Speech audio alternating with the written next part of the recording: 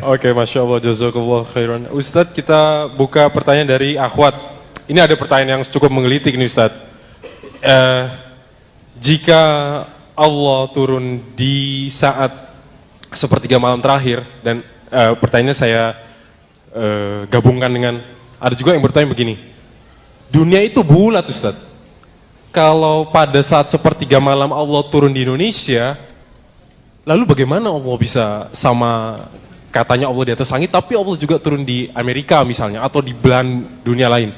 Terima kasih Ustadz. Memang kalau kita pikirin pakai akal, kayaknya begitu Pak. Iya tidak? Sepertiga malam pertama di Indonesia, pas udah pagi sepertiga malam di sono. Wah, berarti Allah di langit dunia terus dong, nggak balik-balik, nongkrong aja begitu. La ilaha illallah. Sama dengan sabda Rasulullah ketika Rasulullah bertanya kepada para sahabat, atadruna ila aina tajri hadhi syams, tahukah kalian kemana matahari ini berlari? Kata para sahabat, Allah dan Rasul lebih tahu. Innaha tajri li mustaqarrilah tahtal arsh.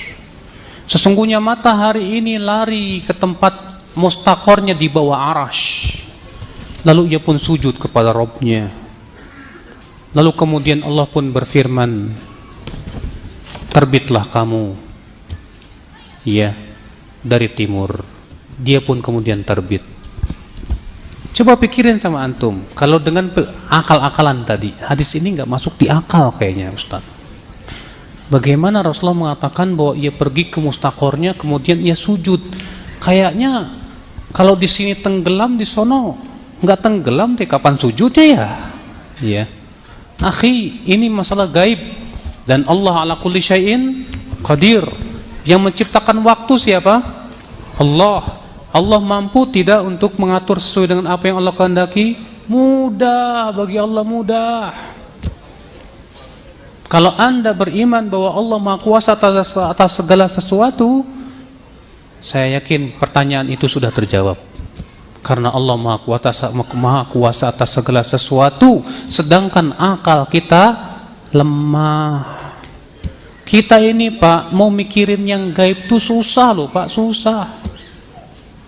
Ya, mikirin yang gaib. Saya berikan permisalan. Kalau mobil kekuatannya 2 ton, dikasih 10 ton gimana Pak?